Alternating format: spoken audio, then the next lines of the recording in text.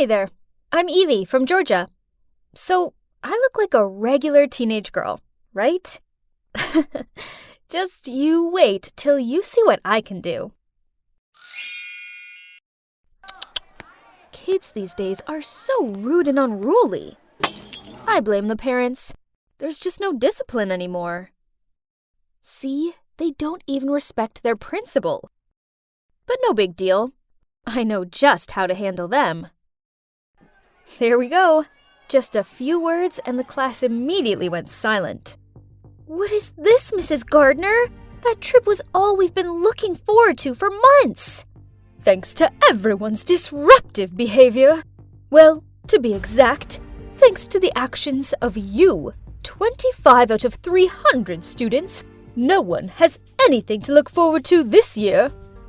Okay, then go on, ma'am. Punish us. But why drag the whole year group into this? Other classes will definitely not leave us alone after this.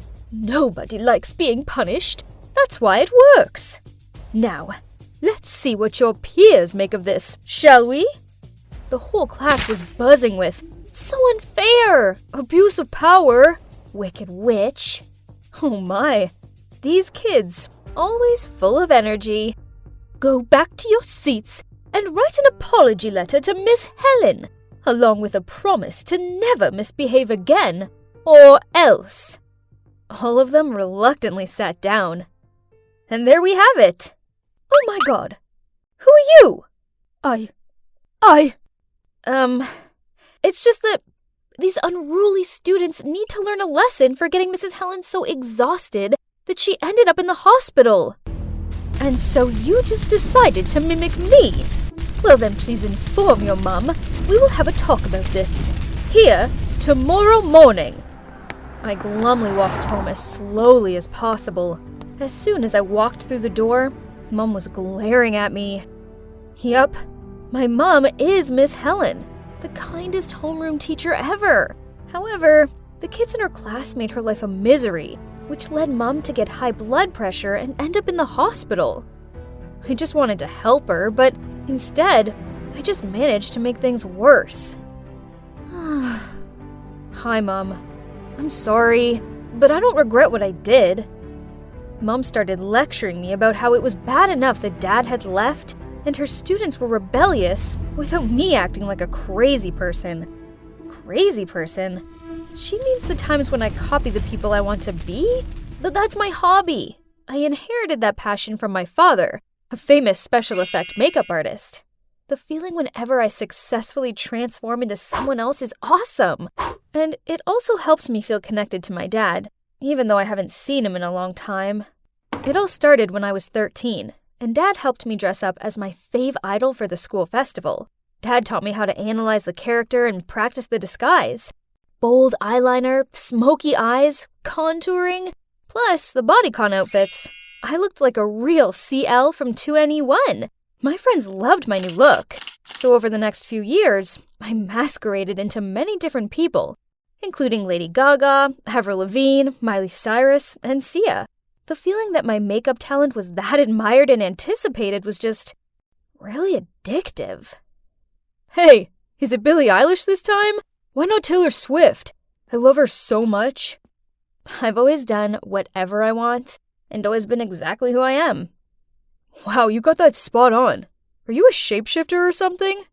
Needless to say, once I imitated someone, I made sure I got their gestures and mannerisms just right. My talent didn't stop at awesome makeup. I was trying to collect things from my locker when a stampede of students raced past me and almost knocked me off my feet. Huh? Who was that strange and rather handsome guy they were chasing? Look at him swaggering. Does he think he's Donald Trump or something?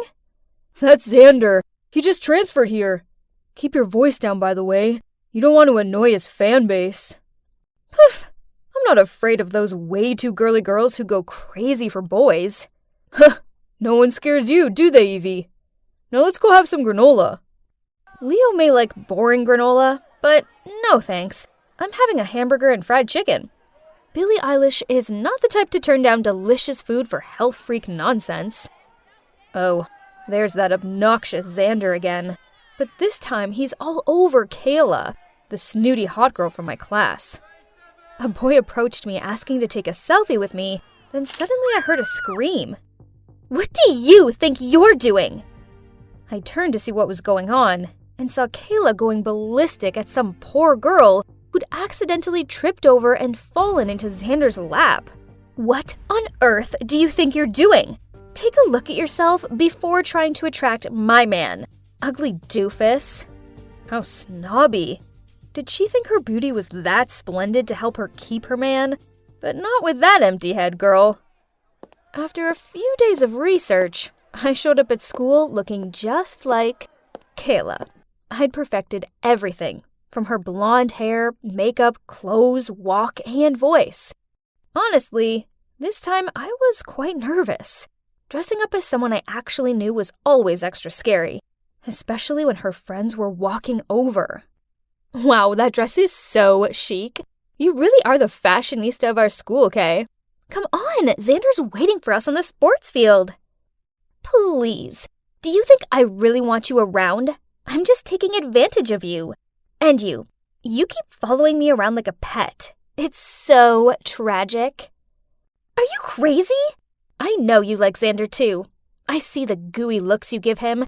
When I'm done with him, I'll consider giving him to you." I walked away, leaving the girls freaking out.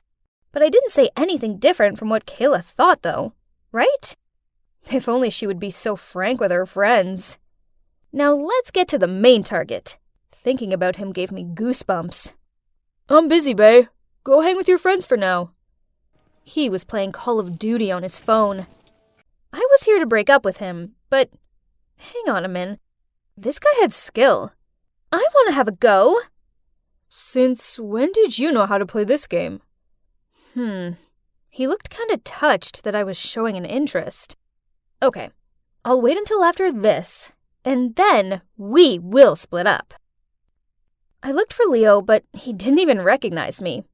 Poor him. He'd been searching for Billie Eilish since morning. While Leo was complaining, he helped me quickly remove my makeup, so I could go back to looking like me before anyone guessed what I'd just done. From that day onwards, Kayla's friends cut her off, so she could only cling to Xander.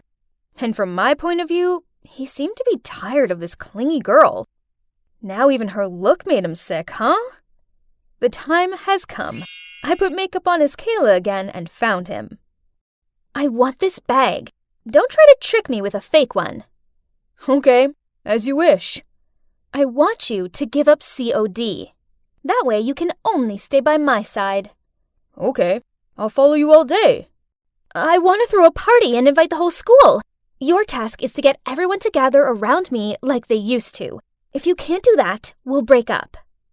"Deal. But I see everyone likes you. Right, Evie?" Holy mother! Did he recognize me already? But since when? "I have to acknowledge your talent. If only you hadn't shown me your charm, you wouldn't have been exposed. Well, Kayla looks like a picture, but a dull one compared to you." You have such a good eye. However, you're no different from her. Miss Helen is your mom, right? Don't be surprised. I'm a better observer than you think. Just like you. I know that Kayla was the instigator of the disturbance in the class that sent your mom to the hospital. I already apologized to your mom for Kayla's behavior. And if you want to know why I did that, it's because I have a big crush on you." Oh my god. I didn't expect things to turn out this way. But, okay. Taking it as a slap in the face for Kayla on behalf of my mom, I still agreed to date him. The next day, I showed up again at school as Ariana Grande, simply because I wanted to. But this time, I also played another role, Xander's girlfriend. As usual, every time I dressed up as a new character, all eyes were on me. But this time, it was more epic when I walked side by side with the hottest guy in school. When Leo saw that I was with Xander, he rolled his eyes at me, then walked off. Then Kayla walked around the corner, saw us together, and started shouting at me. "How dare you steal my man? You're just some pathetic wannabe." Xander took my arm and yelled at her. "Evie's creative, sweet, and really funny. I want to be with her. I like her. Kayla's face dropped. Then she pointed her finger in front of him. How could you do this to me? I will get you back for this. Then she huffed off. Xander looked at me and asked if I was okay. Then he invited everyone to a party at his house that night to celebrate the fact that I was now his girlfriend. Was he serious? But whatever. It would be rude to say no, right? So that evening, I went to his party. To my surprise, Kayla was already there, so I flirted with Xander to annoy her further. Then suddenly, Xander leaned in close to my face, which made my whole body feel hot. What was happening? He was going to kiss me? But then he whispered in my ear, You haven't told me how you feel about me yet. You were looking forward to this answer, weren't you? But before I could reply, Leo appeared out of nowhere, grabbed my hand, and dragged me out of there. Ugh! What on earth are you doing? I'm the one who should be asking you that question. What on earth were you going to say? That I have feelings for you too? This whole thing is a setup between Xander and Kayla to humiliate you. Lucky for you, I arrived just in time to overhear Kayla talking to her friends about this dirty plan.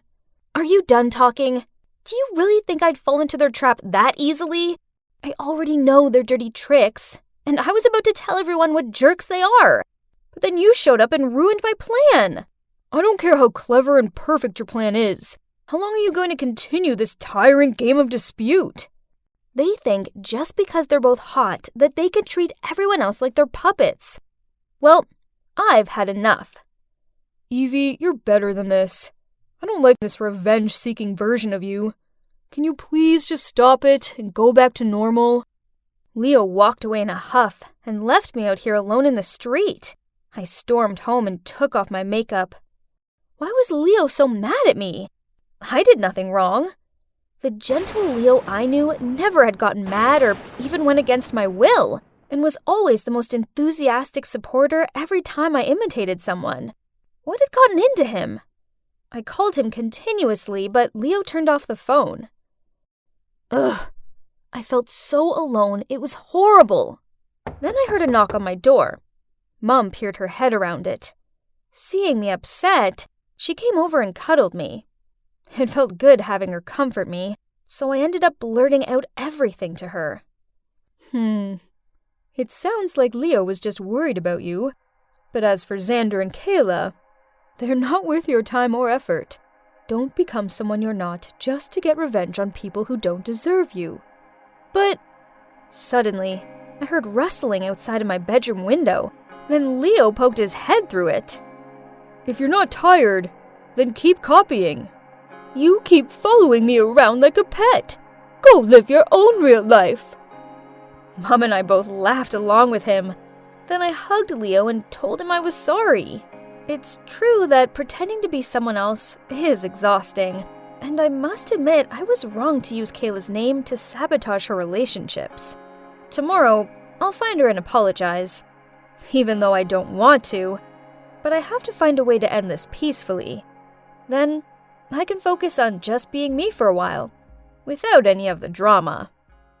It's finally the first day at the aquarium, and to say I'm nervous is an understatement. Stay calm, you can do this. You're Ariel, not Naira. I'm headstrong, spirited, and... Okay, let's get into character. Bright smile, check. Friendly manner, check. Ariel's accent, check.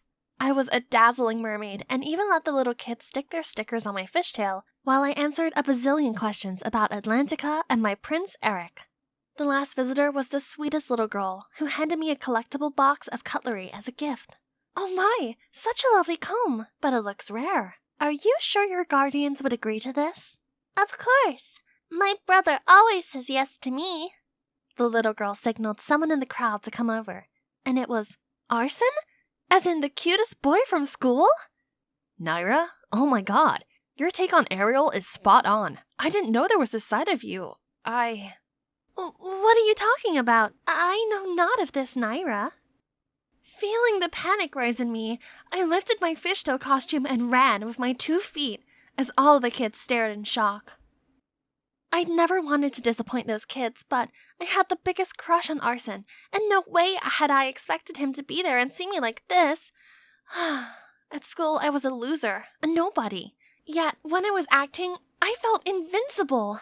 At least, I did until my timid, introverted side got in the way of my performing dreams. That day, our drama club mentor announced our school play this year would be Legally Blonde.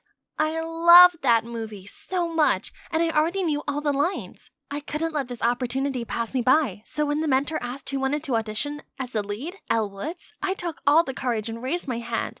The whole room fell silent and suddenly burst into laughter. Oh, please, how could a loser like you play the glamorous Elle Woods?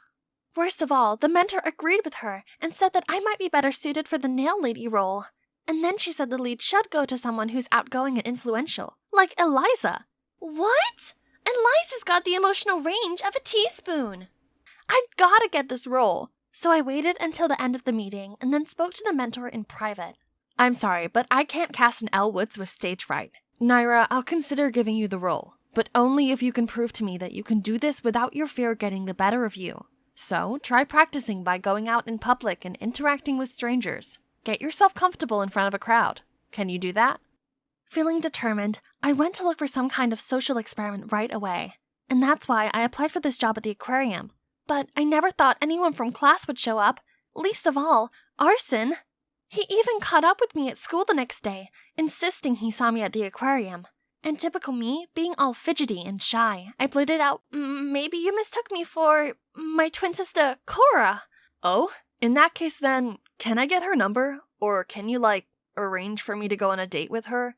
The way she glowed with confidence was amazing. Wow, I didn't expect him to be that into my acting. How ironic. Wait, what if I continue to play Cora and go on a date with him? I could practice my acting as this unapologetically outgoing girl while spending time with him? Tempting, right? Okay, wait at the book cafe near school on Sunday, 3 p.m. I'll tell Cora about it. I'd been preparing for this date the whole week. After watching multiple tutorials on YouTube, I was finally able to put together this bold look. All that's left to do was to wear Cora's self-confidence to match it. So I did a Bella Hadid runway strut into the cafe, straight past the gawping onlookers and over to Arson's seat, and interrupted him from his reading. Hi, is that a Rick Riordan's book? Yeah, Heroes of Olympus. Are you a fan of Riordan too? Are you kidding me? I've read all of his works. Yes, Breaking the Ice, success. We connected over our shared love of fantasy novels and other nerdy things. I didn't want the date to ever end, so I invited him along to a secret place of mine.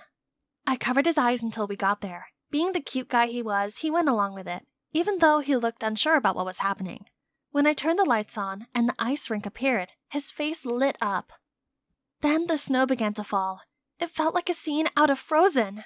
Then we went onto the ice and Arson fell straight onto his butt. Stop laughing. This is my first time, okay? Aw, embarrassed Arson was so cute. I helped him up, and it was the first time our hands touched. I led him around the rink and taught him some moves. When I looked at him, I saw him looking back at me with this big grin on his face. Then suddenly he pulled me in, and I fell right into his embrace. Our faces were so close, and I swore we were about to kiss. Ugh! Overcome with nerves, I pushed him away, and he lost his balance and fell flat on the ice. But he jumped up to his feet right away and skated after me. Oh, don't let me catch you, or else. Let's see you try. Yesterday felt like a dream. We texted each other nonstop up until the last class of the day, PE. My eyes were still glued to my phone when a flying ball hit my knee. It was from Eliza. Right after that, another one came and knocked my glasses off. I shielded myself with my arms and hoped it would go away soon, and surprisingly, it did. Only, Arson was standing in front of me, blocking all the balls. Arson, what are you doing there? We were just playing around. Playing around? Can't you see you're hurting her? Then Arson turned to me and asked me if I was okay. Could this be it? Did he realize I was the girl he went on a date with? Thank you for helping me out. You're my friend, and also Cora's sister, so I've got to look out for you, right? Oh, he didn't recognize me. That meant my acting was flawless, right? Then why did I feel so uneasy about it? As uncomfortable as I felt about the situation, I also liked Arson way too much to stop it. So I continued pretending to be Cora. He acted so lovey-dovey on our dates, and it made my heart melt. But at school, he only saw me as Cora's helpless, clumsy sister. He talked about her constantly and stared blankly into space as if there were an imaginary Cora there. It started bugging me that Arson only liked the confident, fun, and spontaneous heroine I'd created, not coy Naira. I couldn't blame him, though. If I didn't find myself lovable, maybe that's why Mom left me and didn't bother to write or to call. I couldn't do this anymore. I couldn't feed Arson with false expectations of an unreal character, so I typed out a text to Arson telling him that Cora was on her way to study abroad for 3 years and that this relationship wouldn't work. Arson kept texting back, non-stop, and even came to my house to look for Cora and broke down in tears when I told him she'd already left. I felt so bad, but that was the only way for him to stop fantasizing about Cora. Over time, his pain would fade, right? From that day on, Arson always looked for me at school and consistently asked about her. This didn't go unnoticed by Eliza, who was clearly green with envy. Lunchtime came, and Eliza, along with her minions, suddenly approached me. "Why so lonely? Has Arson abandoned you?" I tried to ignore her and eat my lunch, but she wouldn't leave me alone. "Fine then, I'll lend you a hand." "Arson, hi! Did you know that Naira here is so obsessed with you? She even admits that she loves to follow you everywhere like a stalker. How creepy." "Huh? What was this girl saying? Now people were staring at me, judging me for something that wasn't even true. I was done with being Naira, the loser. If only Cora's personality helped me stand up for myself." "Shut up! Me and Arson are friends, so what? Why do you have to make stuff up about me? Is it 'cause you're jealous of me?" "What? Me? Jealous of you?" "You like Arson, don't you? I feel sorry for you, really. You're gonna pick on everyone he talks to? How pathetic." Just like that, people made disapproving comments at Eliza. She couldn't do anything other than run away in shame. While I suddenly received praise for standing up against the school's tyrant, people seemed to love this new side of me, so perhaps it was a good time to give myself a makeover. The next day at school, I started dressing up boldly and wearing contact lenses instead of nerdy glasses. My classmates seemed to like my new look. My drama club mentor changed her attitude towards me as well. I even applied for the student council and my popularity grew, and so did my friendship circle. The world opened up to me, but weirdly, being around people all the time just felt uncomfortable and exhausting.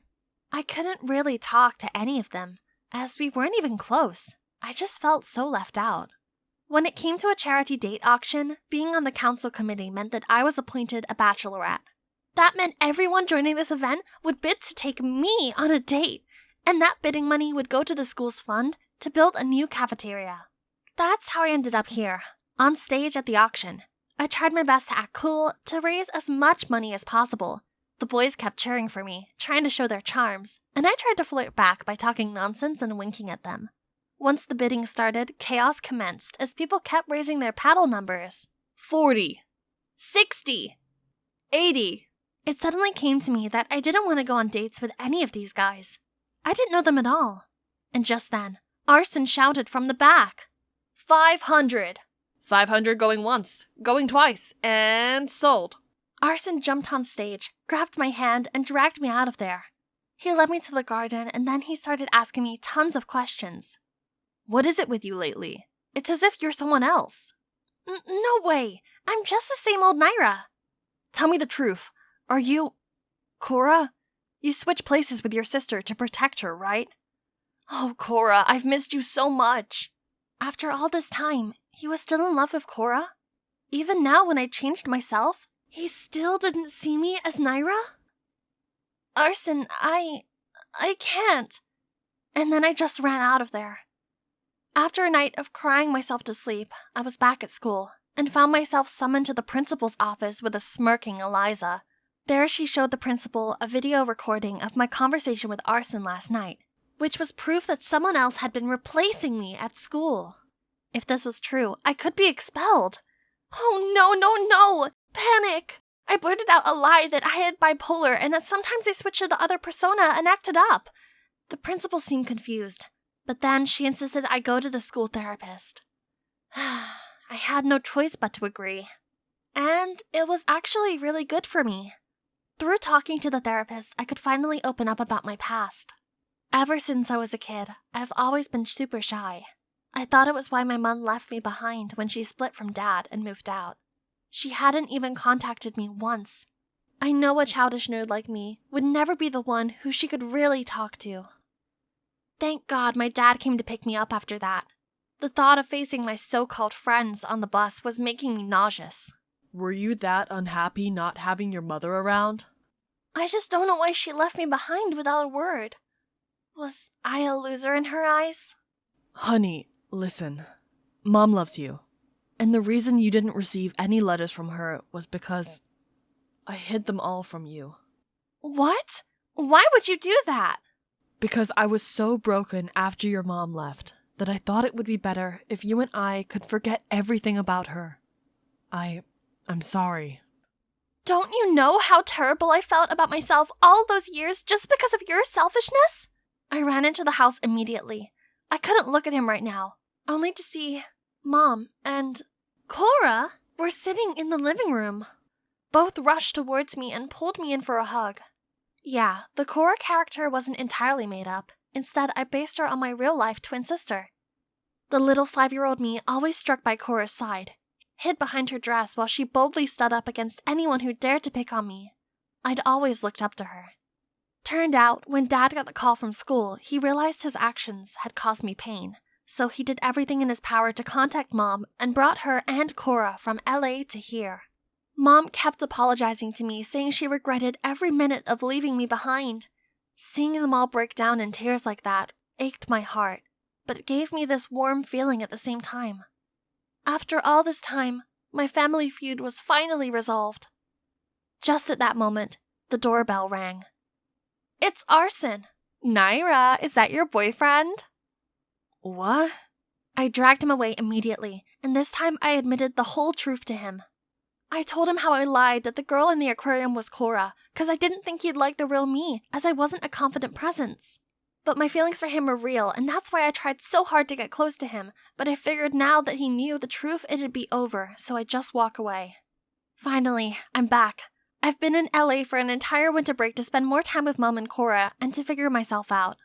I've realized that being an introvert is nothing to be self-conscious about. I'm observant, and that'll help a lot of my acting passion, right? This semester, I'll definitely try to impress my drama club mentor. No boys will ever distract me again.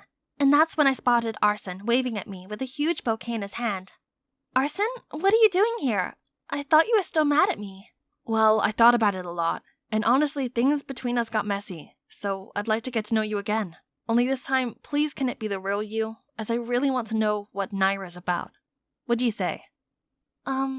Yeah, I'd love that.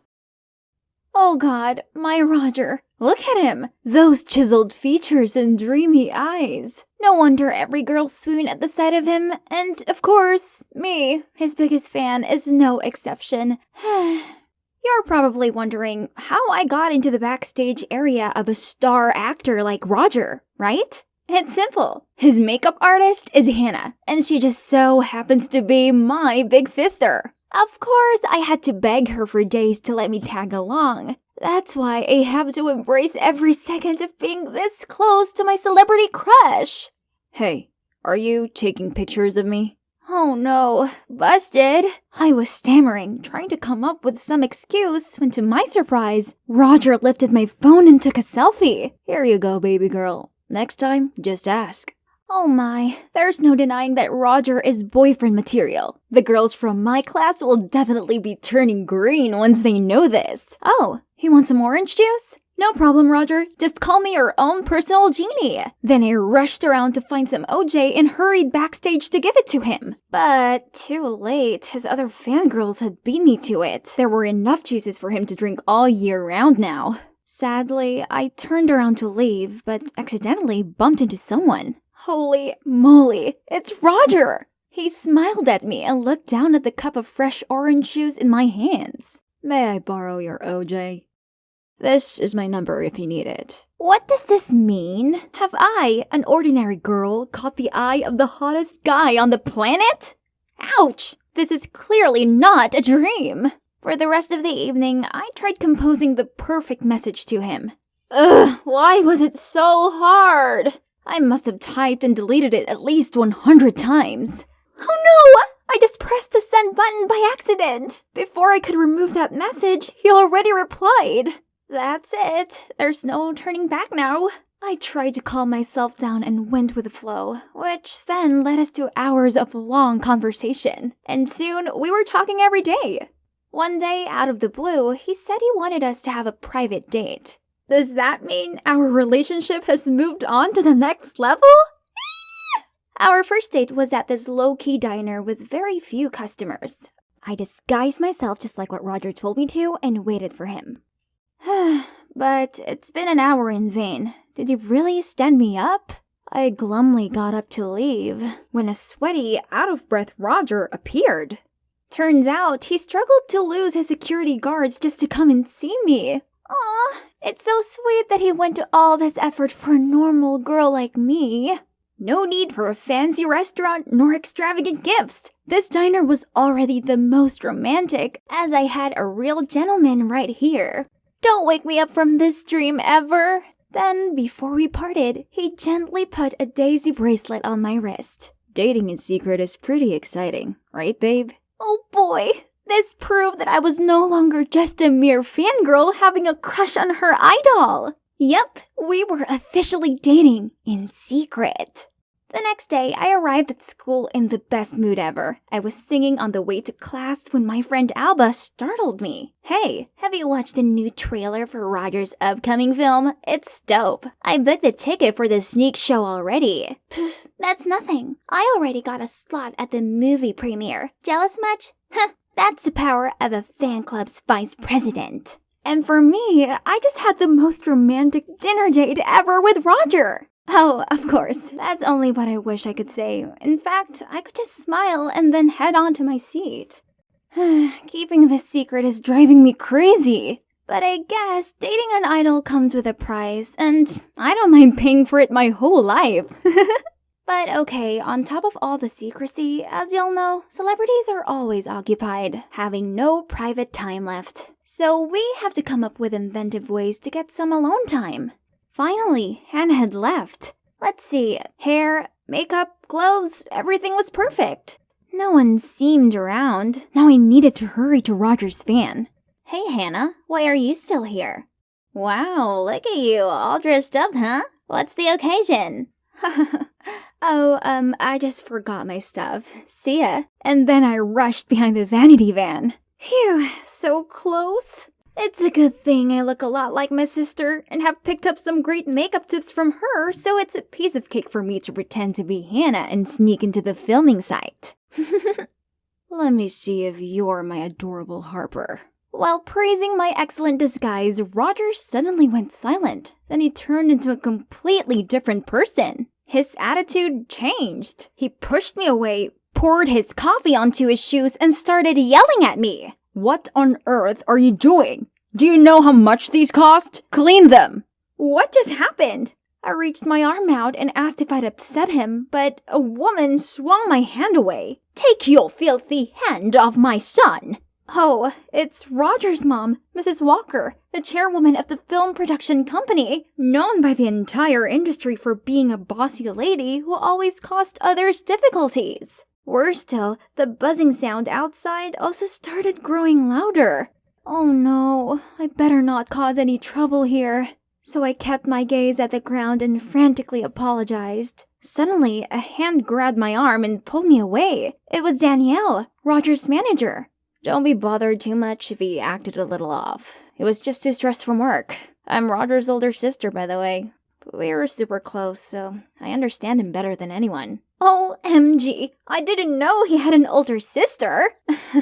But I know about you. Every time he sees you, his eyes fill with happiness. It's kinda obvious. You don't have to say anything. I'll keep your love story a secret. It turned out that Danielle knew everything and didn't say a word because she knew it would embarrass us. After that, she drove me home and we exchanged numbers. Roger wasn't being very responsive, so it was nice having Danielle to talk to, as she was very supportive of our relationship and kept me up to date with the schedule. A whole week has passed since that day with no reply from Roger. Nothing. Not a single phone call. I also texted his new phone number that Danielle gave me, but still zilch. Sometimes I don't know if I really have a boyfriend or not. I just want to experience what other couples have. Stop wasting your time fantasizing about a guy Far out of your league. It's so tragic, especially now he has a girlfriend. He's totally betrayed us. What did she just say? Girlfriend? I hurriedly went online and saw a photo of Roger and Jessica, a hot singer, looking cozy backstage. So he was ghosting me to be with her?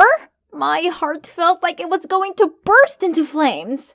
I immediately texted Danielle, and she replied straight back, complaining that she was also having a headache with Jess's dirty PR tricks to promote her new album. Oh, phew. So it's just a silly rumor. What a relief. Besides, for the past few days, Roger hadn't contacted me at all because he'd been busy filming a new movie in Paris. He would be back soon, and he was gonna hold a small meet and greet downtown. Danielle suggested I should show up and surprise him, and she even cleared up Roger's schedule that day so we could go on a date after the event. Wonderful, Danielle! That day, I went to the meet and greet and disguised myself so perfectly that Roger wouldn't recognize me. He would be so surprised to see me here. To be honest, I don't like my man doing all those kinds of air kisses or hugs with fans, but, well, that's his job, and I should be understanding. Besides, I used to fall for these sweet gestures as a fan too. Roger, are any of these dating rumors true? Well, I just thought, I'm better off focusing on my work and you guys. You're my true supporters, unlike all the girls out there who only approach me for fame and money. What does he mean? So he just sees me as one of those cloud-chasing girls out there? I seemed to be out of breath among the excited howls of his fans, and I couldn't stay here much longer. I was sobbing as I ran outside, thinking about how Roger actually thought of me, of us, all this time. Suddenly, a car stopped in front of me. It was Danielle. I know it's hard being in love with a celebrity, but from a fan's perspective, that's something they want to hear from him. Of course, he can't speak up about his real relationship, but you can. You mean there's nothing wrong with your love, and we have plenty of other ways to express it discreetly, right? What Danielle said got me thinking. Sophie teases me every day for dreaming about dating my idol, but this relationship is real, and I have the right to show off my love, right? So I posted my favorite picture from one of our dates on Instagram as a way to pour my heart out. The next morning, I woke up to see an angry text from Roger. Harper, why did you break our promise? Why did you disclose our relationship? Things are a mess now. Underneath, it was the link to a tweet along with the title, Young actor Roger is suspected of dating someone 10 years his senior. Oh, no. How did they find my photo that quickly? And worse, they must have mistaken the person in the picture to be my sister, Hannah. Well, at least my sister is on vacation, so she hasn't found out about this yet. I must fix this before she comes back, or else she's gonna kill me. I tried to contact both Roger and Danielle, but got no response. What to do? Roger is having a press conference for his new movie. I'll go there and talk to him directly. I used Hannah's pass card to rush backstage in the hope Roger would be there, but wait, there's only Mrs. Walker and her staff. You better clean up this scandal immediately. Don't let it affect the conference. So annoying. That makeup artist must be using some tricks to take advantage of Roger. Now she will know what it's like to have her career ruined. Oh no, I can't let that happen. Please don't do this. It's not Hannah in the picture. It was me, her sister. Roger and I are in love.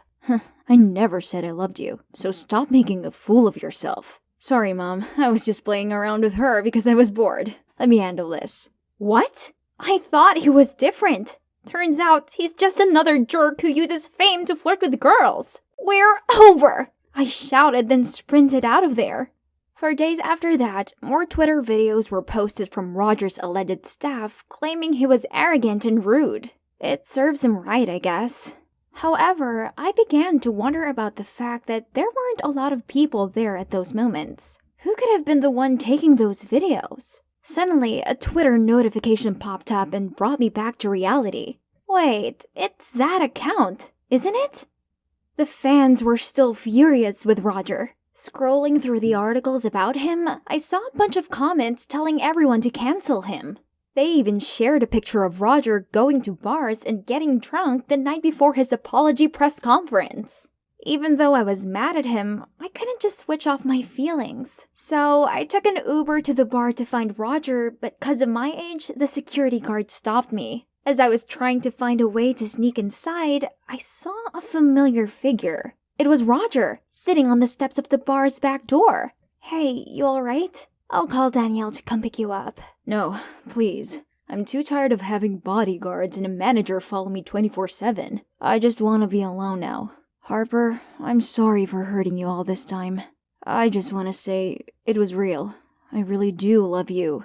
I did what I did because I was so worried that my adoptive mom would harm you if she knew about us. Your adoptive mom?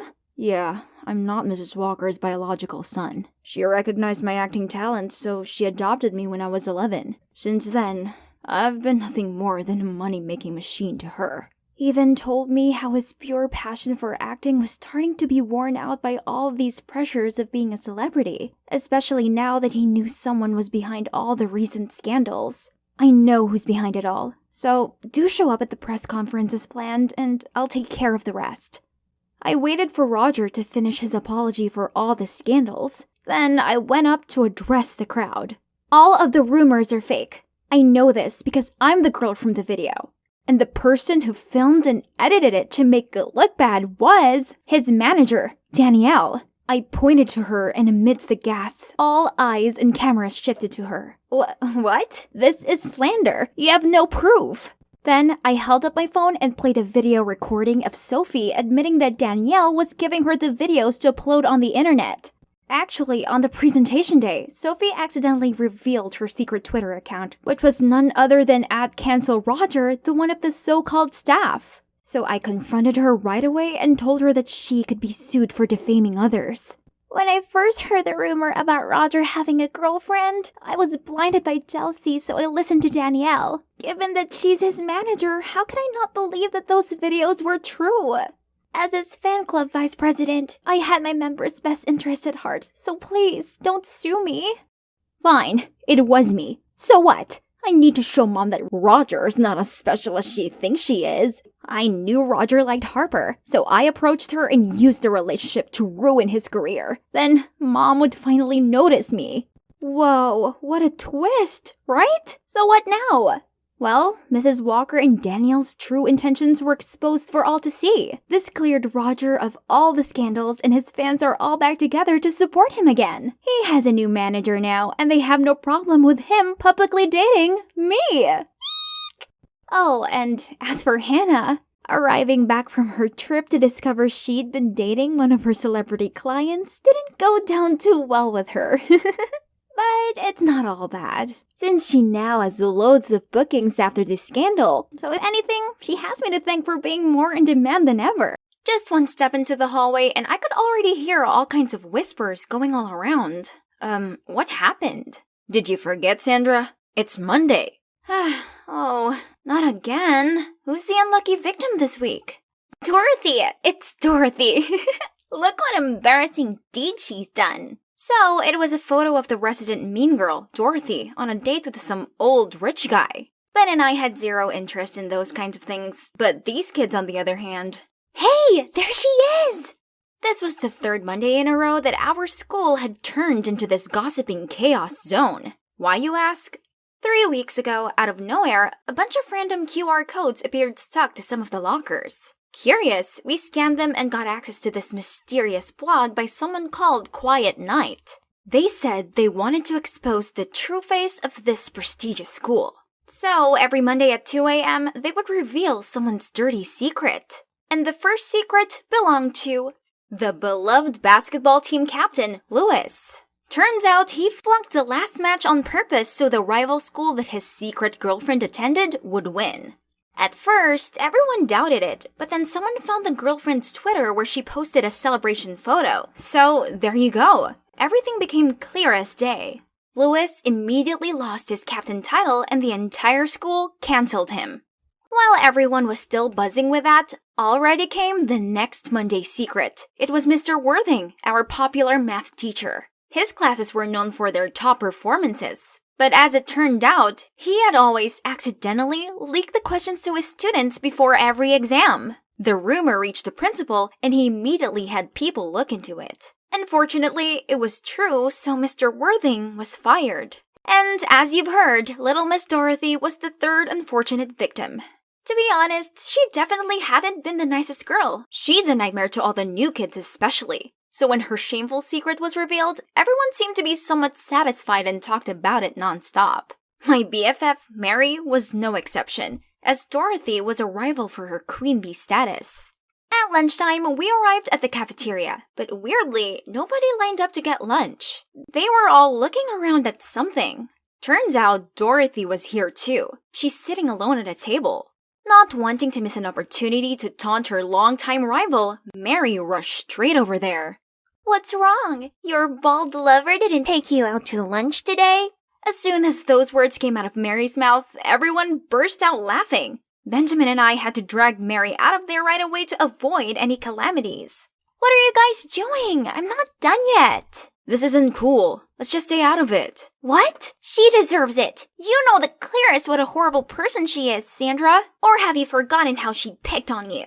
Well, it's true. I was also one of Dorothy's victims when I just got here. Ben and Mary were the ones who stuck up for me. That's also how our precious friendship all started. Ever since then, we've been the iconic trio of the smartest kids at school. Pretty sweet, huh? However, the recent dramas have undeniably affected our studies. It's like students are coming here just to gossip, and they keep chatting in class, making concentrating extra hard. Monday mornings became the biggest event in school. Everyone looked forward to it, guessing who's the next chosen one, as the embarrassing secrets continued seeping out. How Justin looks cool chewing his gum all the time, but he actually does this to mask his bad breath problem. Hardworking Julia bought her essays off the internet. The parking lot car spray painter turned out to be none other than Goody Two-Shoes Brandon. It became apparent that any one of us could be next. So people started to panic, praying that their name wouldn't be mentioned.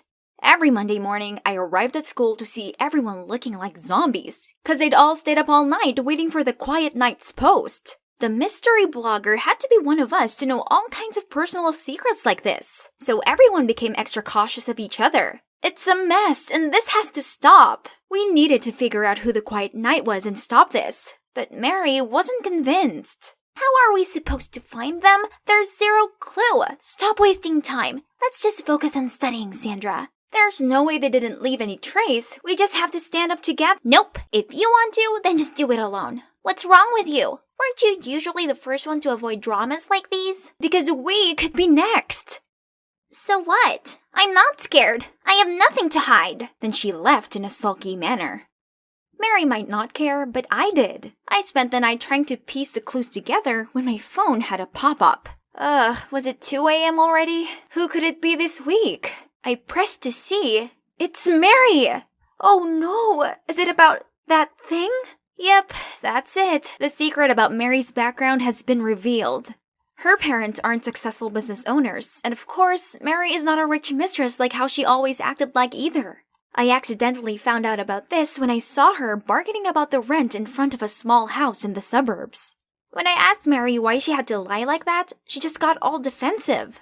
What do you know? If people knew the truth, they would laugh in my face. I, of course, didn't want to hurt Mary, so I always kept it a secret. But now, everyone has found out in the worst way. The next day, Ben and I saw Mary walking toward us, looking exhausted, while everyone's eyes were on her. Yo, how'd you think she's able to afford those flashy outfits? Didn't that blogger say she always wears cheap secondhand clothes? Pathetic. Hearing those words, Ben and I gave those kids death stares and rushed to get Mary out of the crowd, but she suddenly snapped at me. Sandra, you're behind all of this, aren't you? Huh? What? Mary, what do you mean? Why would I do that? You're the only one who knew my secret. If it wasn't you, who else could it be? You are the quiet knight. What she said quickly caught everyone's attention, and I felt everyone's curious eyes fixed on us. Mary, that's not right. Remember, it's Sandra who called on everyone to find the culprit. That was clearly a distraction to fool everyone. Mary then continued explaining her reasonings for why she suspected me. The blogger only ever typed in lowercase just like I always did, and she also mentioned my habit of staying up late. To make it even worse, the next Monday, that blogger suddenly stopped posting, making everyone certain it was me.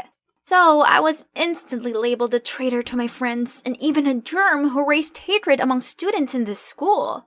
Everywhere I went, people badmouthed me, and no one except for Benjamin wanted to sit by me at lunch. I wasn't even allowed in the library anymore, as everyone would be talking about me, which would cause disturbance. Worst of all, the teachers hated me too. One time in math class, I volunteered to solve a difficult equation, but all I got back from the teacher was, "Sandra, if only you just used your intelligence for studying, not for messing up other people's lives." Then everyone heartlessly laughed at my face. The tension was draining me, so I went out to take a breather. After recess, I got back to the classroom to find a box in my desk drawer. Oh no, wasn't it the love letters I'd written for Lewis? I mean, yes, I used to have a crush on the basketball captain, but it was a long time ago, and I never sent the letters. How come they are all here? I sure had hidden them in the corner of my locker. Is it the creepy quiet knight messing with me? Ugh, that's enough. I gotta unmask this jerk ASAP. Who could it be? Who had the ability to spy on people undetected? I was trying to figure this out when a smug-looking Dorothy appeared. Geez, look at her. Can't believe she's the coward who destroys what she couldn't have. Too bad for Lewis that he ended up involved in this. Oh, such a pathetic little girl. Doesn't even have the guts to send any of the letters. Oh my god. Did they just say letters? What letters? What on earth are you talking about? There's no mistaking your handwriting. She showed me bunches of photos of my letters. Oh no, did she take revenge on me because she thought I was the snitch of her dating news? Not leaving me a chance to explain, they just laughed and continued mocking me. I couldn't face going to school and being tormented for something I didn't even do. So I faked being sick to stay home for a few days. But it's been a week and I still didn't feel better. Suddenly, there was a strange sound by the window. Turns out it was Benjamin. Sandra, please stop hiding away. You can't let them beat you. You're better than this. What else can I do? Everyone's convinced it was me. Follow me. I know someone who can help. Now, I was sitting in a cafe with Benjamin, and Max, an IT genius in our school. Benjamin insisted this guy could help identify the anonymous blogger. After just a few minutes of checking the IP, Max has been able to track it down. But, it led to Mary's place? No way. This makes no sense. I gotta talk to Mary. Calm down. Don't say a word about this to anyone for now. Just let me take care of it. I had no clue what Benjamin was planning. He said he would help me clear up the case, but nothing happened for days. Until now, he insisted I'd come to watch this basketball game. What's the point? It just gave others a chance to mock me further. While immersed in my thoughts, suddenly I heard someone's voice on the loudspeaker. It was Benjamin. Hi everyone, I'm sure you guys are tired of the Quiet Knight's blog by now, right? Yeah, at first, I just wanted to entertain you all a bit after boring hours of studying, but I guess it's no longer fun, huh? I'm sorry then, I'll stop now. Thanks for tuning in. What on earth is he doing? Now the entire sports hall was buzzing. Is it really you? Benjamin was about to reply when Mary jumped out. No, it can't be you. Stop wasting time protecting Sandra. How could you possibly know where her love letters were kept? Or about Dorothy's secret? So, you tell me, who knew those things then? Mary looked taken aback and confused. Then Dorothy appeared. It's her. It's her who gave me Sandra's locker key. What? So it really was Mary. I was still hoping that Ben's friend made a mistake somewhere instead, but... Why, Mary? I don't understand. Of course you don't. You're not in my shoes to judge. Turns out at first, Mary created the blog for the sole purpose of getting revenge on Lewis for being a cheater. He always told Mary that he wanted to date in secret to avoid peering eyes, but it was just an excuse so he could sneak around with other girls. Which is why this was news to both Ben and me. How about the math teacher? What has he ever done to you? He had no work ethic, so he deserved it. I always studied really hard, but he said that girls like me only ever cared about our appearance. He still thought my good grades were from copying these two. And you, Dorothy, it serves you right for the arrogant habit of bossing newbies around. Then she blatantly left the crowd as if she had nothing to do with the school drama all this time. I tried to chase after her, but I was stuck amid this angry crowd. There's still something she hasn't explained yet. The following days, Mary still went to school, but all of the other students isolated her. Benjamin and I tried to approach her, but she went out of her way to avoid us. So, after school, we decided to follow her. We saw her going to the cafeteria, but not to buy things, but to help the lunch lady clean up. Mary, stop being like this. You've still got a friend in me, but don't you think I deserve an explanation too? She then finally sat down and talked to us. Mary would have stopped after exposing the 3 people she hated, but when she saw everyone eagerly waiting for the news every Monday, she found it interesting and continued to bring up other embarrassing things. But then, when things started getting serious, she panicked and looked for someone to blame, and that person was me! Because I was the one who first came up with the idea of tracking down this anonymous blogger. Furthermore, she was angry with me for finding out her secret. Envious because I got better grades than her, and jealous because I was closer to Ben than she was. Mary admitted she felt outshined and left out. So, you decided to expose your own secret you kept for so long just to frame me? Do you hate me that much? No, Sandra, it's not like that. I'm really sorry. As for that secret, I had tried to act like a hot girl from a rich family just to be worthy of that jerk Lewis. But since I know he's a bad guy, there's no point of keeping that secret anyway. Ben and I leaned over and hugged her, saying it was all okay. As long as we are honest from now on, we'd be able to sort everything out. After that, we helped Mary clean up the messy tables in the cafeteria.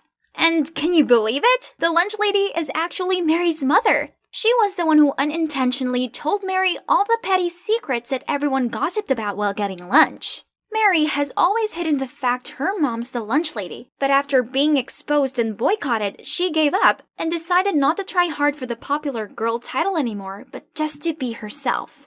I knew that this was hard for Mary, but deep down she has a good heart, else she wouldn't have befriended me when I first started at this school. Living up to the expectations of being the school's it girl must have been exhausting.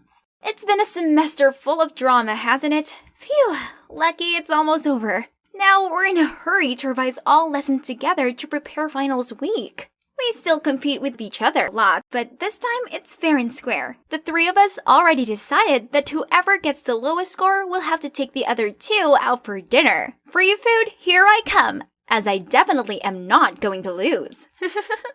It was the middle of the night, when flickering lights and clattering sounds awoke me from the most wonderful dream. Through bleary eyes, I saw my frantic parents peering over me. Sweetie, you have to leave England right now. We've received a death threat. Death threat? What happened? Hurry up and pack your things. We don't have much time. But where am I going? And what about you guys? To the US. For now, Elise, you go by the name Chloe Stewarts. Remember, if anyone asks, you don't have anything to do with this family. At least arrange a comfy place for her, will you? Sweetie, I know this is hard, but we'll get you back as soon as this is sorted out, okay? Seeing Mum and Dad this worried, I tried to keep calm. I told them I'd be fine, and quickly left for the flight. I felt so unsettled about all of this. What would America hold for me? So here I am at Phillips Academy, and I'll be staying in that room. Hopefully I'll be safe here for the time being. I couldn't stop thinking about what Mum and Dad had said. Who'd want to harm us? Dad owns one of the largest real estate firms in the UK, but he's a fair man who, as far as I'm aware, didn't have any enemies. This is all so crazy. I needed some fresh air. But there was a white shadow dangling outside that reads, Get out! Suddenly, a strong wind blew, making me step back and trip over a skull! Why is this here?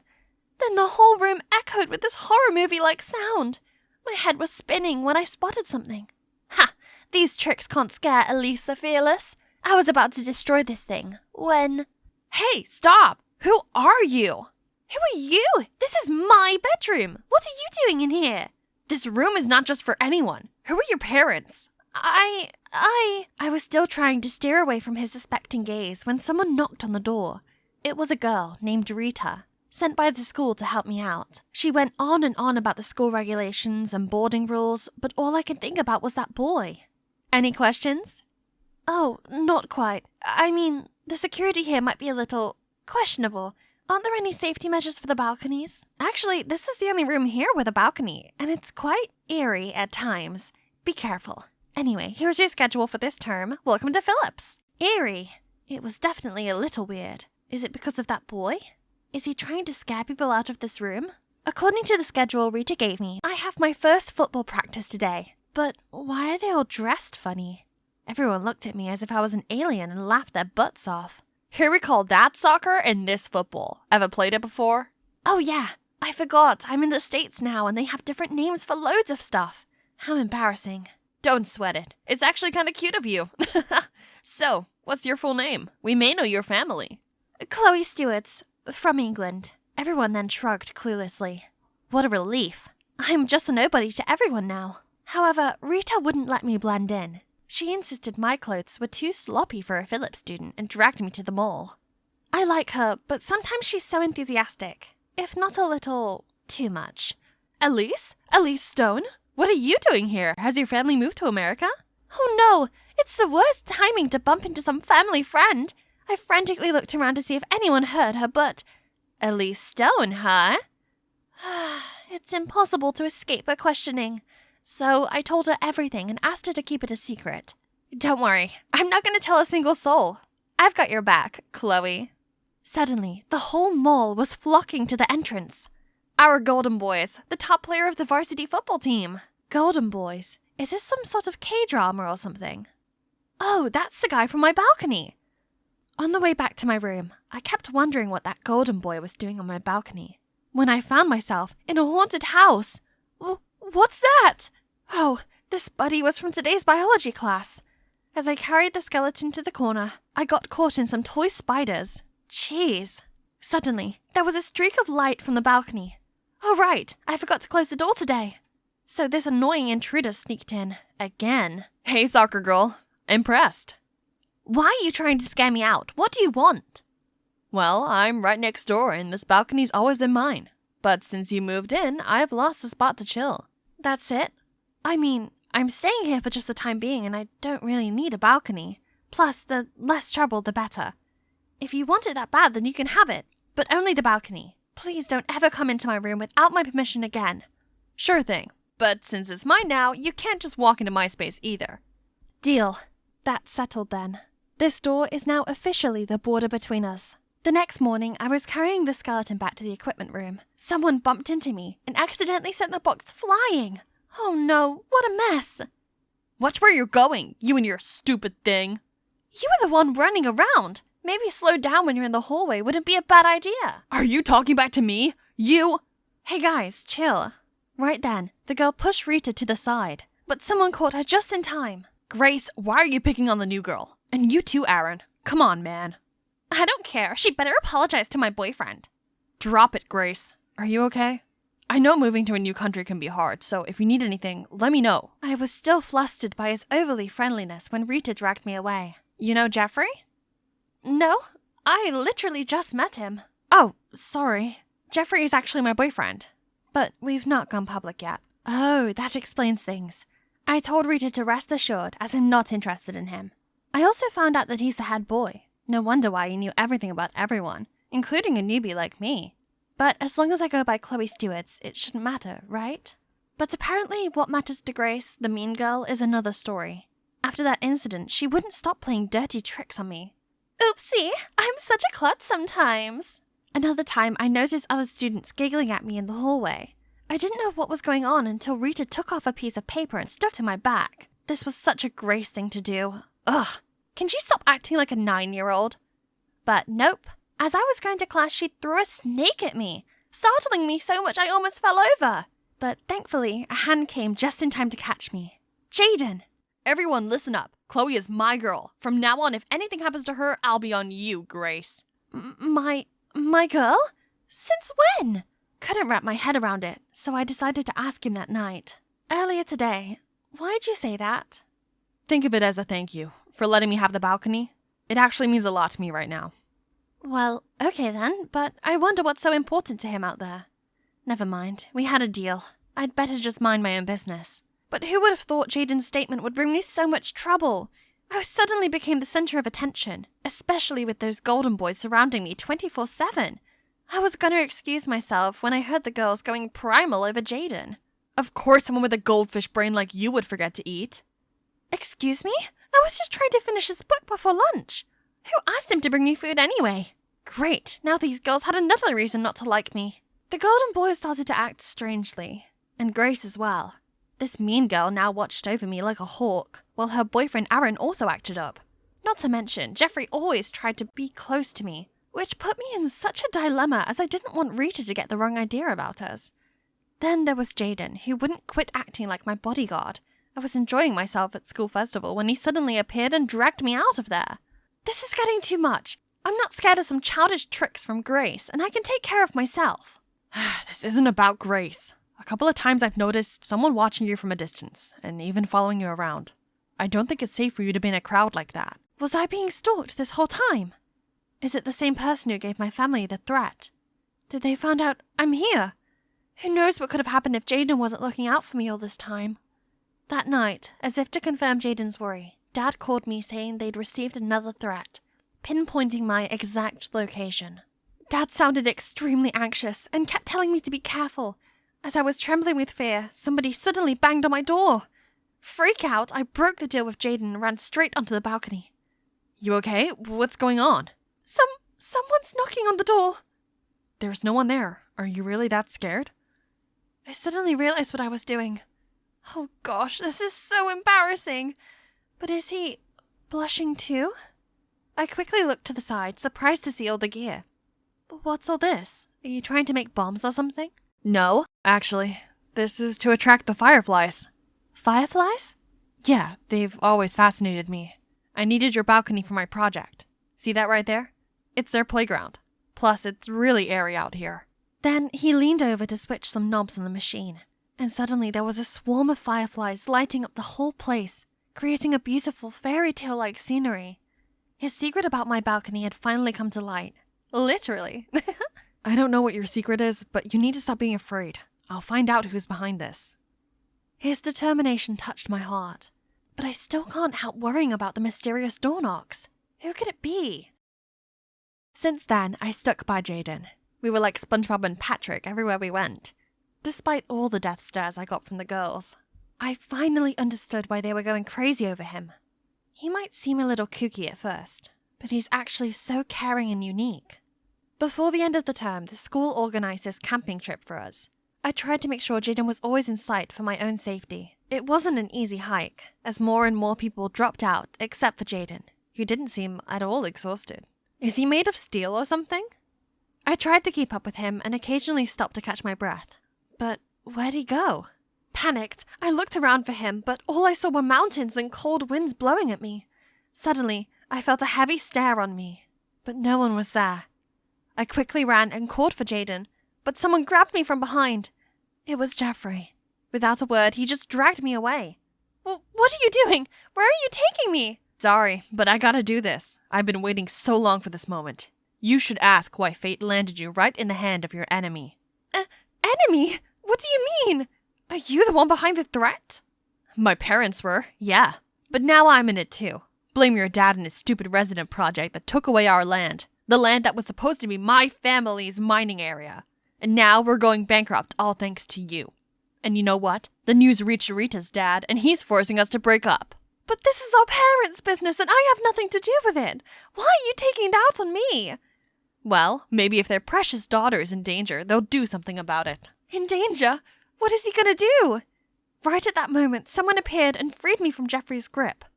Sorry for leaving you alone, but I needed to know who was behind this. You stay out of this. This is none of your business. You need to calm down. Don't get yourself in trouble because of your parents' mistakes. Jeff, you've worked so hard to become head boy. Are you just gonna throw everything away? Jaden's words seemed to touch him as we saw Jeffrey fall to his knees. I'll talk to my dad. I'm sure he could help you guys out with the business. Our families have always been close, and we've got you, Jeff. Seeing Jeffrey break down, I felt bad for him. What he did was awful, but his parents never should have put him in this unfair position. That evening, Jeffrey seemed deep in thought when he suddenly dragged Rita out for a private talk, leaving everyone confused. Grace and Aaron then also left. I took a deep breath and filled my lungs with fresh air, when suddenly all the fireflies appeared in the sky, followed by Jaden. I know this is your call, but if you're willing to stay here instead of going back to England, I promise to take care of you. I looked at Jaden, beaming against the beautiful skyline, and I couldn't help but feel my heart beat a little faster. He was so sweet and caring, but why was he doing this? Did he have feelings for me too? Right then, Rita and Jeffrey came back. Jeffrey apologized for scaring me, while Rita also said sorry for not keeping my identity a secret. What's done is done. Let's just enjoy this gorgeous sight in front of us. The next day, as we returned from our camping trip, we all arrived at the hall for a school notice. But when I arrived, it was just my homeroom teacher and classmates there. We just heard from the principal you're going back to England, so we organized a small party for you. I hope you had a good time at Phillips.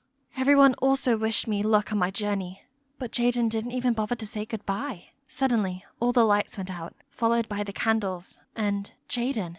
I respect your decision to leave, but I just want to let you know, I really like you. And no matter where you go, I'll be thinking about you. Actually, Jaden, I'm staying here. I already told my dad, but... That's all I want to hear, Elise Stone.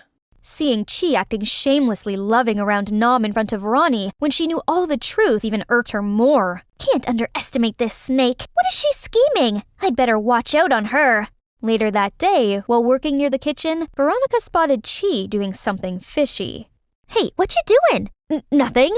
Veronica immediately bent down to see a wrinkled food package in a bin nearby. What? The expiration date was 2023, a year ago? Hey, why do we still have expired food here? Oh gosh, but is it ice cream that room 302 asked for? Right away, Ronnie asked the staff to check all of the food orders and rushed after the food trolley which was set to arrive at room 302. The news was soon to reach Nom, so he sprinted to the guest's room to see Ronnie was already there. Excuse me, miss. On behalf of the hotel, I do apologize for this inconvenience. It's on us for not training our staff well. I'll be talking to her now. Then he dragged Ronnie into the corner. You're ruining others' efforts due to your irresponsibility. Don't you see? If you can't do it properly, then do nothing. His words were like thousands of daggers pierced into Ronnie's heart. Okay, now I got it. In his eyes, I was only that, shallow. Suddenly, the guests came near them. Excuse me, I know you're teaching your staff and it's not my business to interfere, but this girl wasn't the one who delivered the food earlier. But she came here and sincerely apologized to me for what she didn't do, which is much appreciated. You should reward her instead. Hearing that, Ronnie couldn't hold her tears and ran away. Ronnie! Veronica! Sorry, I gotta go. Our manager will talk with you soon, and the hotel will offer some compensation for your trouble. Gosh, my anger got the better of me, and I hurt her once again. Where are you, Ronnie? I was too dumb to keep chasing after him like a fool, while he didn't bother to care, and even wanted to kick me out. Okay, fine. I'll go as you wish. In the blurred vision due to teary eyes, Ronnie spotted a smirk face of Chi, the one who's behind all of this. If it hadn't been for my brother and 2 families, I would expose you already, you snake! That night, Ronnie didn't want to face Nom at the hotel, so she ran to Hoi River for some fresh air, and in front of her eyes was Hoi An with a different charm. At night, when the dark covered everything, colorful lanterns were lit up, stretching the sparkling lights in every corner of the ancient town. But the splendid view didn't color her any happier. She was glumly dragging her feet on the sidewalk when she spotted an old woman sitting on the edge of a riverbank selling floating lanterns, and her hands were shaking when she was trying to light them up. Let me help you, okay? Then she sat down and helped her kindle the candles and deliver lanterns to buyers. Seeing their faces beaming with the flickering candle lights made Ronnie unconsciously smile. It's like everyone whistles their dreams in lanterns and has the river give wings to the wishes to fly high and far away. Ronnie was immersed in her own thoughts when she accidentally burned herself. Are you okay? What? Ronnie, listen, I came to apologize to you for the misunderstanding this afternoon. I should have listened to you first. Let me help you.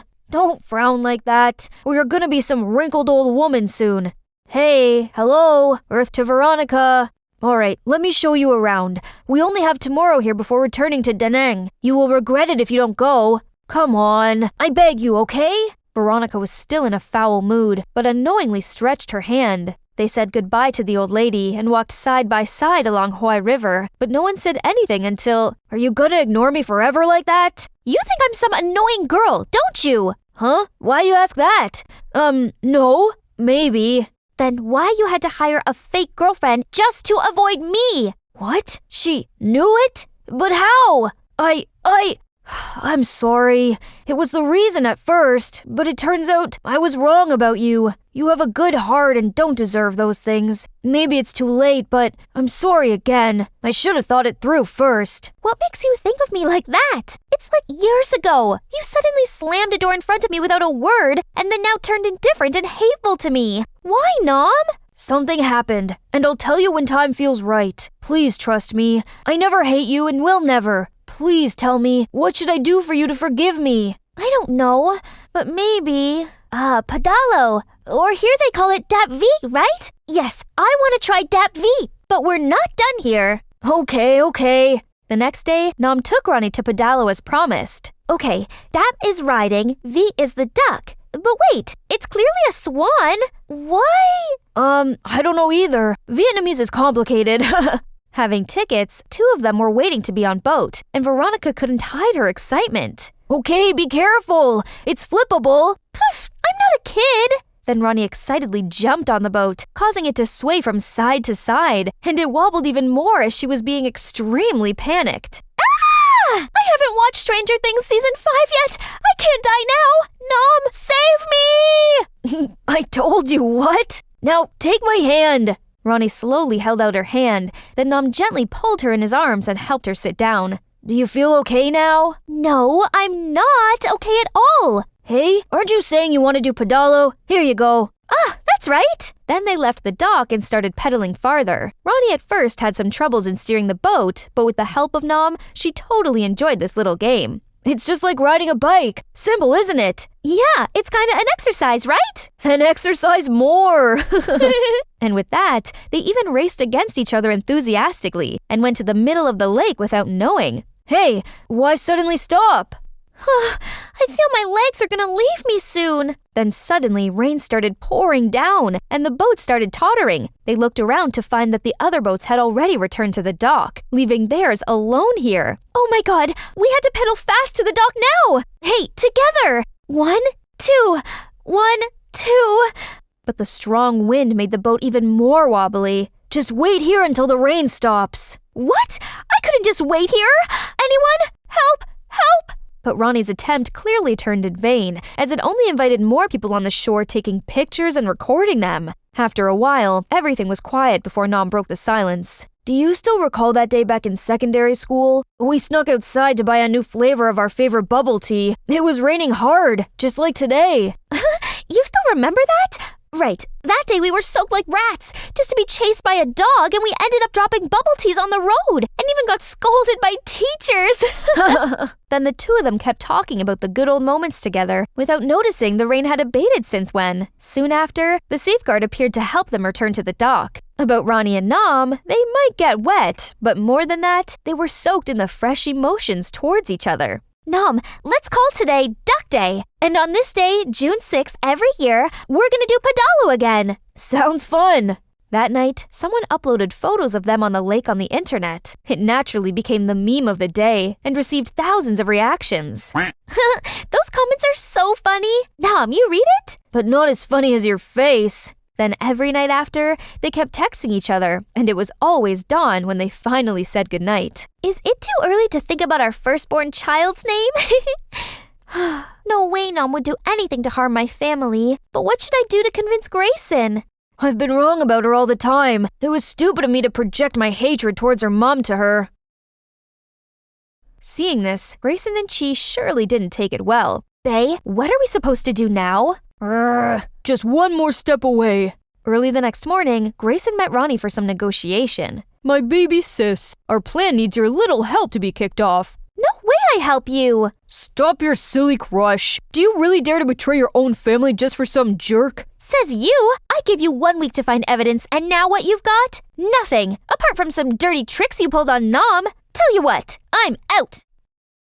Grayson, what now? We don't need her. I have another plan. A few days later, Nom's hotel suddenly got back out at night, but it wasn't the only thing out of his expectation. Call technicals to check the grid now. Hey you, you're boss here, right? Yes, ma'am. I apologize for the accident. It might just be some minor technical problems. Please come back to your room. The electricity will soon return. Patient? How could I be patient when your staff humiliated me? What, ma'am? Everything's turned pitch black and I was trying to find some receptionist. Here you are. Why cut the electricity without notice, huh? Please bring me a fan or something. I'm sweating like crazy. You're sweating not for being hot, but for you being overweight, miss. You're saying what? Are you deaf? I'm saying because you're fat, miss. So this is the way you train your staff? Right then, more and more customers came to confront Nom. Hey, some staff snuck into my room saying to fix some wire plugs, but he stole my wallet away. Me too. My laptop was stolen when the lights were out as well. Hotel what? It's a scam, guys. Nom was trying to calm the guests down, but they seemed not to be in a mood for any explanations. Instead, they asked to return the room and demanded a payback. How could this happen? Little did he know, the mastermind was already sneakily slipping through the crowd to run away.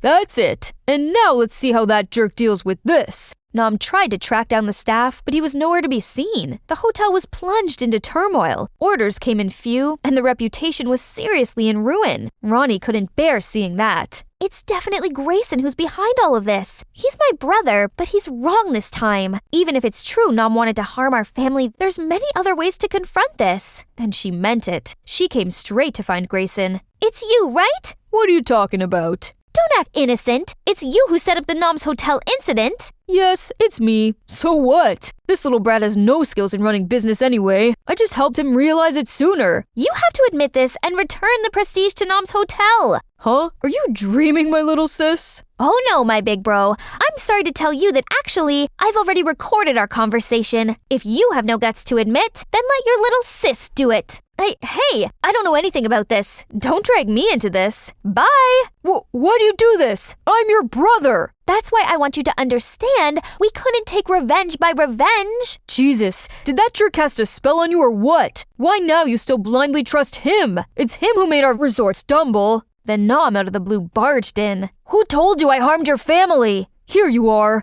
If not you, then who else? Isn't it you who did this to take revenge for... Keep talking. Why stop? Take revenge for what? I've already turned a blind eye and let this slide, and now you want to dig this up? Okay, fine. That's when Ronnie knew all the truth about her mom scheming on taking Nom's family's resort for her own possession. That's also the reason why that day he coldly left her without a word.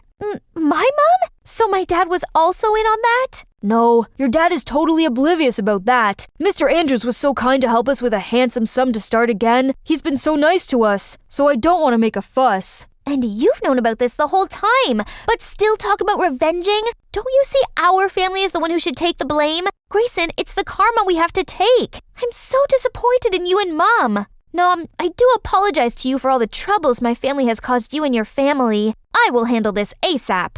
Then Veronica asked Grayson to publicly admit his scheme and apologize to Nom. This wasn't easy for Grayson, but I know deep down, my brother isn't a bad person. Thanks to that, Nom's hotel resumed working smoothly as before. After that, Ronnie and her brother came back to the States and told the truth to their dad. What? You've been doing this behind my back the whole time? You know what? We're more brothers to each other. When I had nothing, it's him who helped to lift me up, and now you equate evil with good?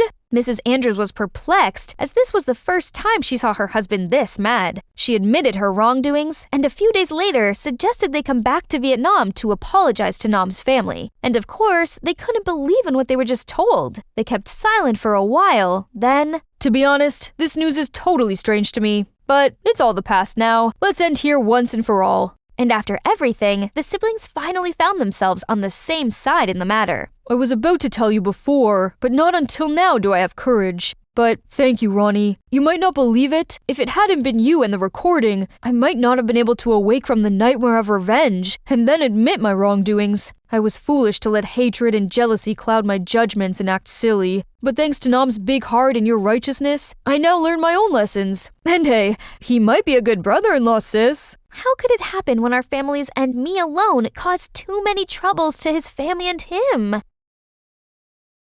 2 years later, now Veronica's worked for her family business as Grayson's assistant. One day, when going back to home after a tiring working day, she got a message from a strange number. What's this? This is creepy. Anyways, today is June 6th, so what? Oh my, is it... Veronica hurriedly outside to see Nom already there, holding a big bouquet. Ready? Ready. Why you suddenly... Oh no. See, what takes you so long? Oh, pardon me, princess. It's hard to find a pedalo, a true DAP V in the States. Hi, Melanie here, and I'm hanging on the edge of my seat to hear the results of this year's science fair. I know I might not look like a typical studious girl, but I'm definitely serious about school. Ooh, 1 second. The winner of West High Science Fair 2023 is Harry Silver. That means the runner-up is Melanie D'Angelo. Congratulations to you both. Please come onto the stage for your awards. Man, I can't believe I'm second to him again. We'd been literally swapping first and second place on every leaderboard since we were kids. Ugh, so unfair. Look at him. All he did was partying and pulling silly pranks, yet he's still on the honor roll, while I had to study day and night to maintain my straight A's. Mom's taking quite long. What's that commotion over there? This calls for celebration. What do you guys think? Olive Garden? Yes! Geez, can you keep it down just a smidge? Come to think of it, people like Harry just have it all, while I only have Mom by my side. Oh, she came just in time! Dad left us for another woman a while ago, so my mom had been struggling every day being a single mom. She must be really sad and lonely, so I'd never mention Dad anymore. Poor her. The more I felt for Mom, the angrier I was at Dad. Only my bestie, Izzy, knew about this, 'cause, you know, it's hard to open up when you're from a broken home. Luckily, there's one thing in this world that could raise my spirits, as well as my heartbeat, in these dark, gloomy days. My dreamy crush, Cameron. Last year of middle school was coming to an end, so I gotta make a move with Cameron fast. The problem was, every time I got close to him, that party pooper appeared out of nowhere to make fun of me. He kept calling me melanin, 'cause that's what you lack, and bothered me nonstop. We had never gotten along, but seriously? What's wrong with him lately? He picked on me way too much, and why only me? I can't believe everyone thinks he's a model student. To me, Harry's no more than the most annoying bug. All right. Hair, makeup, pearly white teeth, check. I'm giving it another go today, waiting for Cameron at his locker with my love letter in hand. As soon as I saw his gorgeous face, I took a deep breath, then put up the sweetest smile, but all of a sudden, someone messed up my hair from behind. Ouch! I turned around to see the culprit. Harry, you look hot. And it generates electricity, too. Now you can charge your phone with your hair. Thank me later. Oh my god! Nobody should see this Medusa hairdo! My plan to confess failed again before it even started. All thanks to that clown Harry. Wait, isn't that my dad? He was walking out of the principal's office with a much younger woman and a boy my age. From what I gathered, they're saying that his son would go here. Seeing how my dad's starting a new life with his new family, I couldn't help but feel sorry for Mom. This is all that woman's fault. If she just disappeared, things could go back to the way they were. But that's merely a wish, and me and Mom just have to put up with this boring, unhappy life day by day. Voodoo for dummies? Was some higher power listening to me? This sounds like an answer to my problem. I ordered the book immediately. I started studying all kinds of spells and rituals in it as soon as the package arrived. Voodoo dolls? Interesting. The next day, I went to find Izzy ASAP. Hey, I'm thinking of using a voodoo doll on my dad's new wife to bring my parents back together. What do you think? Does it really work? I don't think. Yo, Wednesday. Sorry. Yo, knock off Wednesday. Harry Silver, you are so dead. But Wait a second. You know what? We can test it out. Harry would be the perfect guinea pig. What? Him? He's just being his playful self. What if voodoo actually works? Harry doesn't deserve it. Well, I don't think so. Let's make a doll for our little preppy boy then. Crocheting a doll's easy. However, the tricky thing was getting my subject's hair, and you bet I won't get physically close to Harry even if someone pays me to. So I got this, a Ouija board. It will help me figure out the code for his locker. There must be a few strands stuck on the fancy hairbrush that he kept inside. Ugh, but none of the combos worked. This is the 10th time already. How about this? There we go. But there were only books inside. Boring. Then the soccer team's changing room it is. I will definitely find something on his uniform. Let's see. Harry, silver. There it is. Aha! Gotcha! I was about to flee the scene when I suddenly saw a boy with only a towel around his waist. Ah! I sprinted to the door and dashed straight through the hallway. That was close. Okay, I still had a voodoo doll to finish. And it's done. I excitedly show Izzy last night's work. Pretty good, huh? It has Harry's hair, too. What? How do you know it's really Harry's? What if it's somebody else's? Well, Hey, did you hear some perv with panda eyes was creeping around the boys' changing room yesterday? Go away. But don't worry. Starting today, we'll take turns guarding the entrance to catch them. Oh, what a coincidence. You fit the culprit's description perfectly, Melanin. But you're definitely not that pervy, are you? I was so mad I felt smoke coming out of my ears. I wish my gaze could kill that brat. Mel, you're squeezing the doll's arm. It's gonna come off. Whoops, my bad.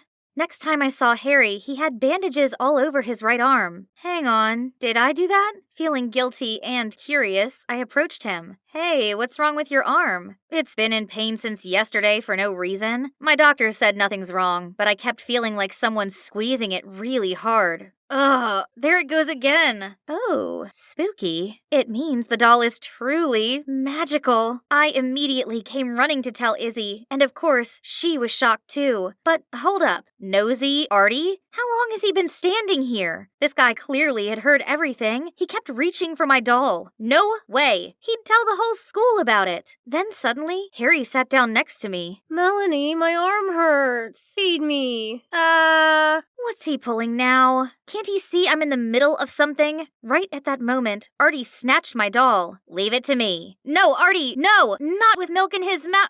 Oops, sorry, I felt so nauseous all of a sudden. That was more than enough to make all of us firm believers. But maybe I should stop. I do feel guilty for dragging Harry into this. That afternoon, when I was about to throw the doll in the trash can, I saw Cameron walk towards me. Did Christmas come early? Hey, I was wondering if you're... Yes, I've been waiting so long for this day. An occultist? What? I mean, Artie was going off about a voodoo doll of yours, so I thought you might know a thing or two about love spells. But if that's not true, I'm sorry. What do you need a love spell for? Then he revealed he wanted to put a spell on his crush, Regina. So all this time, I had no chance with him at all? But hey, a love spell sounds like a brilliant idea. It could ensure my parents' reunion too. Sure thing, but I'll need your hair as well as Regina's. Also, some of your personal items for the spell to work. Obviously, I'll use his stuff, but in a love spell for me. And you know what I gave him? It's all junk with some of my poodle's fur. Hehehehe. A few days later, I found a gift box in my locker from Cameron. My spell worked. I'm about to have a boyfriend and reunite my family. But before I could carry out that long-awaited plan, Artie came to me with a difficult request, making a voodoo doll of Brad, some transfer student who already established himself as a vicious tough guy. That sounds dangerous, and I already promised myself not to use voodoo anymore. Don't believe me? See for yourself. Then I followed him and witnessed another student being picked on by a much bigger guy. Hey, isn't he Dad's stepson?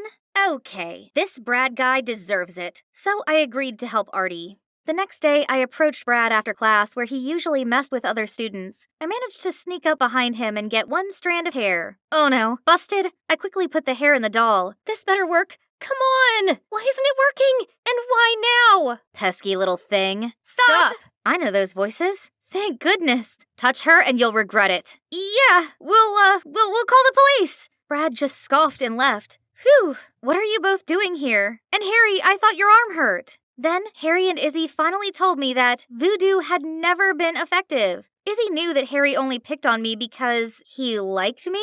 That's why she tried to stop me from using voodoo on him. But she couldn't, so she then told Harry everything. To be honest, I found your attempts quite amusing, so I acted like they were successful to humor you and myself. I was gonna stop though, but when you were being sweet to me and asked about my arm, I decided to keep it up. Oh my god! My bestie had been friends with my mortal enemy all along. Behind my back?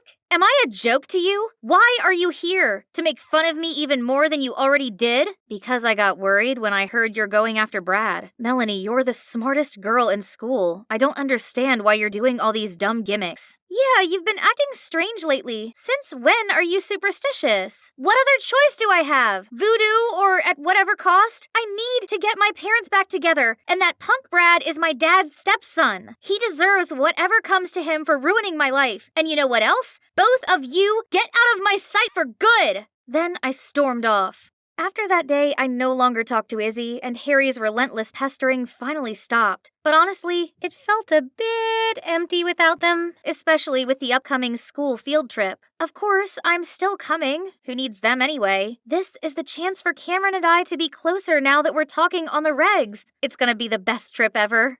I'd never been the outdoorsy type, but does camping involve this many physical tasks? Almost done. What on earth is that? Isn't he under my love spell already? I mean, he even gave me a present. I was still in shock when Cameron came over to help with the tent. Thank you. No need to. I can't thank you enough. That spell of yours worked wonders. What does he mean by that? Then, out of nowhere, Izzy tapped on my shoulder. I've tried to tell you. Those two have been flirting for a while now. I guess Cameron just needed your spell as a little spiritual push. That means none of these has ever worked? There's absolutely no hope of bringing my family back? Feeling devastated, I burst into tears and ran off. I was running without looking and bumped into... Brad? Melanie, right? Just who I want to see. Or should I say, my dear stepsister. Your mama sent you here. Let go of me and piss off! I wonder how pathetic she had to be to have her husband walk out on her. If this was any other time, I would have fought back. But after all that just happened, I've lost all of my will to do anything now. Out of the blue, I saw someone charge at Brad and land a brutal blow on his face. I said I'd make you regret touching her. I had to stop Harry before he messed Brad's face up beyond recognition. It's time we got out of here. Why did you come help me after everything I said? I'm kinda used to your coldness. Besides, my love language is following you around and teasing you until you notice or get mad at me. Silly. I know. On a different note, I thought you knew that voodoo was useless. Yeah, so I thought of a love spell to get my parents back together. Then my family will be whole and happy again. But I know it now. There's no such thing as magic. Why not? Magic is alive and well inside you, and it is called forgiving. It cannot punish those who hurt you and your loved ones, but it can help you let go of your pains and sufferings. What are you trying to say? I mean, no magic can make your dad come back, but someday the pain he caused you won't ache anymore. Eventually, your mom and you will heal and lead a fulfilling life without him. I never took this goofy guy for the philosophical and mature type, but I guess he's right. I'd been so caught up in my own bitterness that I didn't realize moving on was an option. When my mom picked me up, I decided to finally ask her about my dad. Unexpectedly, Mom told me that of course it was sad at first, but she's actually doing fine these days. Life's supposed to have its ups and downs. As long as we welcome them with open arms, everything will turn out all right in the end. After all, your father will have the life he wants, while we get on with our lives. Turned out I was the only one chasing the past all this time, when what I actually needed was closure. Mom's words were more than enough to put this grieving period behind me. My last year as a middle schooler was quite eventful. Brad was no longer a problem since he got a taste of Harry's fist. Did I mention that we became a trio of best friends? For now, at least. Harry never stopped his shenanigans, but instead of getting annoyed like before, I found him quite adorable and endearing. Oh, just kiss already. Izzy!